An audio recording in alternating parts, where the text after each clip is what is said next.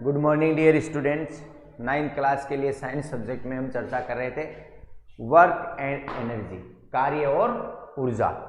तो उसमें कार्य के लिए हमारी लगभग बात हो चुकी थी, एक दो बात उसमें रही है जिसका हम वापस जिक्र करेंगे। देखिए उसमें हमने ये बात की थी, थोड़ा सा वापस हम बात करते हैं। एक हमने इसकी बात की थी, दोनों का अभी हम जिक्र करें। तो हमने ये कहा था कार्य यानी W से दर्शाते हैं आप बराबर Fs, इसकी बात हमारी हुई कि बल और विस्थापन का गुणनफल ये होता है। ठीक है, बल की दिशा में यदि है तो सीधा ये रहेगा, ये अपनी पहली बात रही। इसमें देखिए इसका जो क्षैतिज घटक है जैसे ये है, इसके लिए खिलौना गाड़ी की मैंने बात की थी, आपको याद आ रहा हो तो इस तरीके की कि पहले ऐसे गाड़ी होती थी, आजकल तो आपको एकदम वो चाइनीज और कई तरीके की मिल जाती हैं गाड़ियाँ। तो बच्चे देखो इसको यूं चलाते थे, तो ये इसमें मिलती जुलती हो गई ना ऐसे। तो ये देखो इसका क्षैतिज घटक हो गया, ये S हो गया और ये इधर F। आप डोरी से यूं खींचते हैं, गाड़ी जाती है यूं। ठीक है, इसके लिए हमें क्या लेना पड़ता है, इसके लिए W बराबर हम Fs कोस थीटा की हमने बात की थी, ये सब जगह काम आएगा। ठीक है, अब थीटा 90 डिग्री है यानी लंबवत है, तो गाड़ी ऊपर हो जाएगी लंबवत है, तब इसको यूं करेंगे तब चलेगी, थोड़ी टायर नहीं चलेंगे ना। तो उस स्थिति में कोस यानी 90 डिग्री बराबर होता है 0, तो सबसे कम काम होगा 0 होगा। कहने का मतलब ये हुआ कि जब बल और जो क्षैतिज घटक है या आप जो बात कर रहे हैं विस्थापन की, इनके बीच में यानी लंबवत ये जो थीटा है वो 90 डिग्री है। ठीक है, विस्थापन के लंबवत की हम बल की बात कर रहे हैं, उस स्थिति में कार्य क्या रहेगा, 0 रहेगा। ठीक है, और यदि थीटा 0 है, 0 वाली स्थिति ये है, देखो इसमें आप देख रहे हैं इधर बल लग रहा है, धक्का लगेगा इसको, ये यहाँ से कहाँ खिसक गया, यहाँ आ गया, इतनी दूरी तय की। और आपको पता है थीटा 0 डिग्री बराबर क्या होता है 1। उस स्थिति में ये क्या आ गया, ये आ गया, जो मैंने देखो यहाँ लगा रखा ना वो ये आ गया, ये सबसे अधिकतम होगा। ठीक है, ये तो बात अपनी हो चुकी थी। एक बात और जो बाकी रही वो है गुरुत्व बल के प्रभाव में आप कितना काम करते हैं। गुरुत्व बल के प्रभाव में कार्य, इसका मतलब क्या है, पृथ्वी द्वारा किसी भी पिंड को अपनी ओर आकर्षित करना, जिस बल से आकर्षित करती है उस बल को आप क्या कहते हैं, गुरुत्वीय बल कहते हैं। ठीक है, ये तो जबकि यानी गुरुत्वाकर्षण बल का हिस्सा है। गुरुत्वाकर्षण बल क्या होता है, गुरुत्वाकर्षण बल होता है प्रकृति में किन्हीं भी दो पिंडों के बीच या ब्रह्मांड में किन्हीं भी दो पिंडों के बीच जो आकर्षण, एक दूसरे को आकर्षण करने वाला जो बल है वो कहलाता है गुरुत्वाकर्षण बल, जो इन दोनों पिंडों के द्रव्यमान के गुणनफल के समानुपाती होता है और दोनों के बीच की दूरी के वर्ग के व्युत्क्रमानुपाती होता है। ये गुरुत्वाकर्षण का सार्वत्रिक नियंत्रण जो आपने इससे पहले वाले लेसन में पढ़ा। ठीक है, अब हम बात कर रहे हैं पृथ्वी के जो गुरुत्व बल, उसको आप गुरुत्वाकर्षण को गुरुत्व बल कहते हैं। इसके प्रभाव में देखिए क्या काम होगा। जैसे मान लीजिए कोई वस्तु है, यहां है पृथ्वी धरातल, इससे आपने यहां रख दी इसको, तो आप h ऊंचाई मान लिया, इसको क्या मान लिया हमने, h ऊंचाई। तो आपने कितना काम किया ये कार्य आपको बताना है। तो उस स्थिति में W बराबर आप बताते हैं Fs, तो यहां दूरी बराबर हम ले लेंगे Fh, लेकिन यहां गुरुत्वीय बल कितना रहेगा, गुरुत्व बल यहां F बराबर रहेगा mg, ये रहेगा। इसका मान आप यहां रखिए, तो W बराबर हो गया mgh। ये आएगा कार्य। इतना कार्य करना पड़ता है। किसी भी वस्तु को हम यहाँ सतह से ऊपर की तरफ उठाते हैं, h ऊंचाई तक उठाते हैं, तो आपको गुरुत्वाकर्षण बल के प्रभाव में आपने कितना काम किया है, वो काम होगा W बराबर FH। F का मान हो गया mg, तो W बराबर हो गया mgh। ठीक है, चलिए, यानी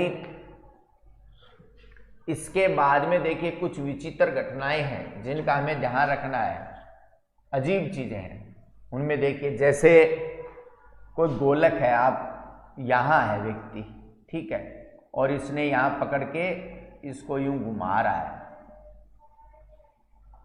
ठीक है। कोई पत्थर मान लीजिए यहाँ, जो भी है, ऐसे नहीं घुमाते क्या आप?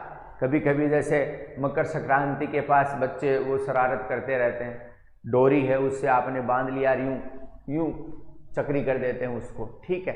तो कब तक वो नहीं, वो पत्थर गिरता कब तक नहीं है, तब तक आप यहाँ इसको, ये जो तनाव है ये कम ज़्यादा नहीं होता, तब तक वो टूटता नहीं है।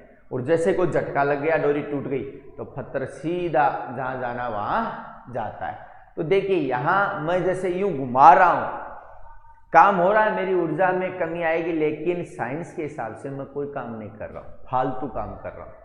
ये है, इसका मतलब क्या है? इसका मतलब देखिए आप, यहां जो खिंचाव है ये कहलाता है अभिकेंद्र बल। क्या कहलाता है? अभिकेंद्र बल कहलाता है। तो ये हमेशा इसका जो विस्थापन होगा वो बीच में होगा 90 डिग्री। हर स्थिति पर ये समकोण वाली स्थिति आएगी। तो W बराबर आएगा FS कोस थीटा 0, और ये हो गया FS कोस 90 डिग्री, और ये आ गया 0, चूंकि कोस 90 डिग्री बराबर क्या होता है? 0। इस स्थिति में आप कोई काम नहीं कर रहे साइंस के हिसाब से। आप कहेंगे नहीं यार ऊर्जा में कमी आती है, ये ऊर्जा में कमी मांसपेशियों की वजह से आ सकती है। काम तो कर रहे हैं ना आप अलग तरीके से, मांसपेशियां गति में आ रही हैं, घर्षण के विरुद्ध काम कर रहे हैं, लेकिन इसमें कोई काम नहीं कर रहे आप, ठीक है, क्योंकि ये 90 डिग्री रहता है। चलिए एक दूसरी स्थिति और आप इससे ले सकते हैं। सूर्य के चारों ओर है, पृथ्वी घूमती है, या पृथ्वी के चारों ओर कृत्रिम उपग्रह घूमता है, तो उसमें भी जैसे ये सूर्य है, ठीक है, ये मान लेते हैं क्या है? सूर्य। पृथ्वी इसके चारों ओर क्या है? घूम रही है। तो ये भी अभिकेंद्रीय बल से ही इससे बंधी हुई होती है, और वही 90 डिग्री वाला फॉर्मूला यहाँ काम करता है। तो यहाँ कोई वर्क नहीं हो रहा है, कोई काम नहीं हो रहा है, ठीक है। एक चीज और, जैसे मान लीजिए मैंने कोई भार है, मैंने उठाया, यहाँ सर पर रखा है, ठीक है, और अटैची रखी है, मान लीजिए मैं यूं चल रहा हूं, तो मैं कोई काम नहीं कर रहा हूं उसमें। कैसे? जैसे मेरा भार है, ये मान लीजिए सिर पर कोई चीज रखी है और मैं चल इधर रहा हूं, तो ये तो हो गया दूरी s, और बल क्या है? बल तो ये गुरुत्व बल है जो नीचे की तरफ लगेगा, ये भार बल मेरा गुरुत्व बल के प्रभाव में चल रहा हूं ना मैं। चीज को उठाने में जो काम किया गया वो तो इससे निकल जाएगा, ये मैंने मिटा दिया, वो mgh आपको बताया था, उससे निकाल लेंगे आप कि इस अटैची को उठाकर मैंने यहाँ रखा तो मैंने कितना काम किया, वो तो आप mgh से निकाल लेंगे। लेकिन अब मैं यहाँ रख कर चल रहा हूं, तो देखो मेरा वजन है जो भार बल है वो तो नीचे की ओर लग रहा है, ठीक है, और चल किधर रहा है? इधर। तो इसमें क्या आ गया? ये वही 90 डिग्री वाला फॉर्मूला आ गया, आपका काम शून्य रहेगा। विज्ञान के लिहाज से आप कुछ काम नहीं कर रहे, ठीक है, वर्क क्या रहा? शून्य रहा। तो इन चीजों को आपको, हाँ इसमें थकान आपको जरूर, आप कहते हैं यार काम तो कर ही रहा हूं, इतना अटैची पड़ी है माथे पर, सर पर, ठीक है, और आप कह रहे हैं काम नहीं कर रहे, तो वो तो इसका जवाब ये है। और जो ऊर्जा में कमी आई है उसका जवाब ये है कि आपकी जो मांसपेशियां हैं, मोशन में, गति में हैं, वो ऊर्जा की खपत कर रही हैं। इसके साथ आपको घर्षण के खिलाफ आपको लड़ना पड़ रहा है, घर्षण से भी तो लड़ रहे हैं आप, वायु का आप प्रतिरोध कर रहे हैं वगैरह वगैरह, तो उनमें आपकी ऊर्जा है वो क्या हो जाती है? खपत हो जाती है। तो ये कुछ विशेष उदाहरण थे जिनकी हमने बात की।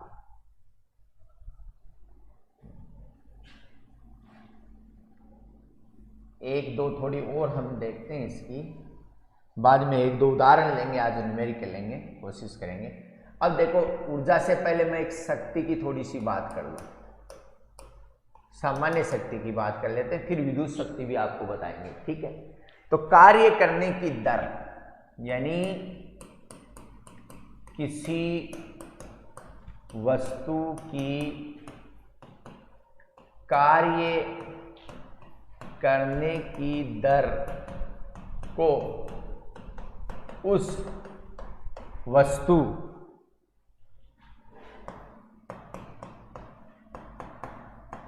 की शक्ति कहा जाता है। ओके, यानी मैंने विद्युत शक्ति वगैरह बात नहीं किया, सामान्य शक्ति की बात कर रहा हूं। शक्ति बराबर हो गया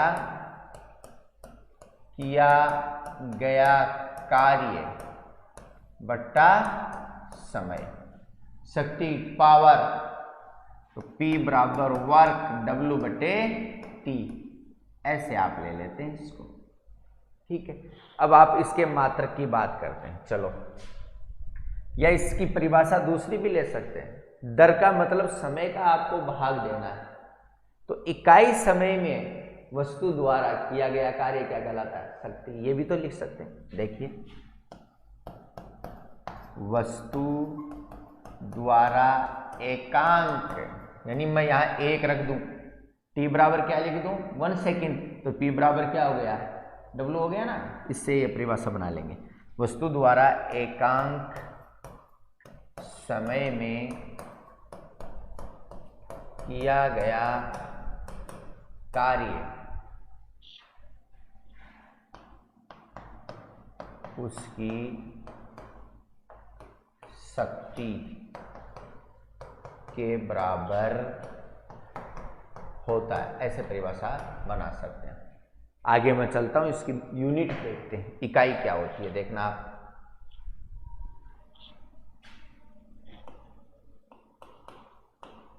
शक्ति का मात्रक, ये देखिए क्या होता है। आप कह रहे हैं P बराबर W बटे T होता है, तो P बराबर W को जूल में लेते हैं ना, T को सेकेंड में, और इसको आप वाट कह देते हैं, ठीक है। अब देखना, शक्ति का मात्रक जूल प्रति सेकंड या वाट। आपको सीधा पूछा जाए शक्ति का मात्रक दीजिए, आपको क्या लिखना है? वाट ही लिखना है। भूल गए तो इससे निकाल कर आप ऐसे कर सकते हैं, यहां तक करोगे तब भी आपका सही मान लिया जाएगा। लेकिन डायरेक्ट वाले में आपके याद हो तो सीधा जवाब वाट देना है, ठीक है। चलिए, अब इससे देखिए 1 वाट की परिभाषा आपको आनी चाहिए। थोड़ा और देखो, इसको छेड़ते हैं। P बराबर W बटे T है, तो W बराबर F S बटे T है। इससे देखिए क्या निकल गया, P बराबर F और V निकल गया। क्यों निकल गया? चूंकि S बटे T बराबर क्या होता है? V। इसको देखो, विस्थापन में परिवर्तन की दर क्या कहलाती है? वेग कहलाती है। तो मैंने S बटे T की जगह क्या रख देना है? V रख देना है। तो इन दो चीजों का पता हो, आप उसकी शक्ति निकाल सकते हैं। यानी बल के प्रवाह में वस्तु में कितना वेग उत्पन्न हुआ है, ठीक है, उस वेग की यदि आपके पास जानकारी है तो आप क्या निकाल सकते हैं? शक्ति निकाल सकते हैं। ऐसे आप काम कर सकते हैं। चलिए 1 वाट की बात करते हैं।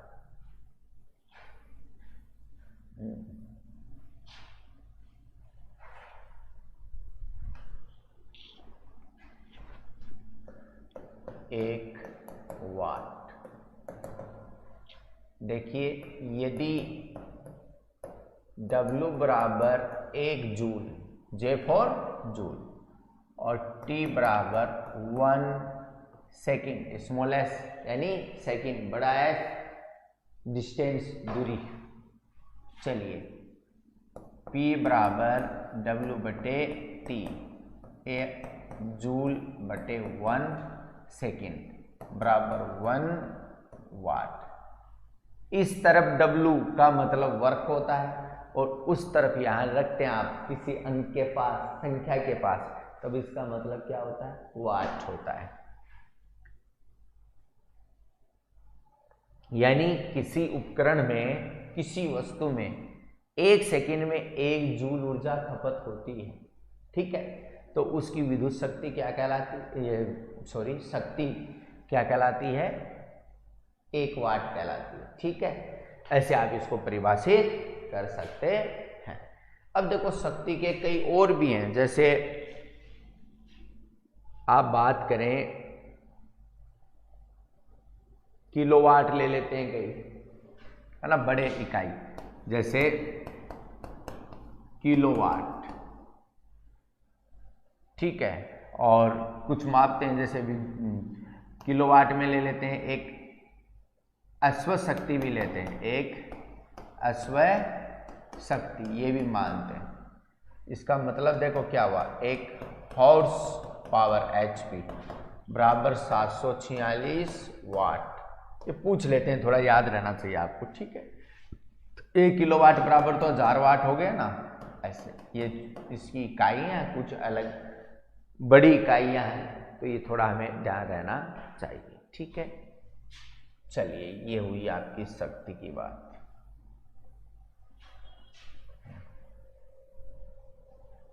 अब थोड़ी ऊर्जा की बात करते हैं, फिर समय रहेगा तो न्यूमेरिकल्स की बात करेंगे, वरना कल देखेंगे कुछ चीजें। ऊर्जा में देखिए आप, विद्युत शक्ति की मैं अलग से भी बात करूंगा, फिलहाल हम शॉर्ट रूप में थोड़ी बात करनी चाहिए शक्ति की, क्योंकि बार बार इसका नाम आएगा, इसलिए आप जानें। ऊर्जा, ऊर्जा काम करने की सामर्थ्यता है। ठीक है, यानी कार्य करने की सामर्थ्य, ये है ऊर्जा। जिसमें ज्यादा रहेगी वो ज्यादा काम करेगा, कम रहेगी वो क्या कर पाएगा? कम काम कर पाएगा। ठीक है, अब ऊर्जा में देखिए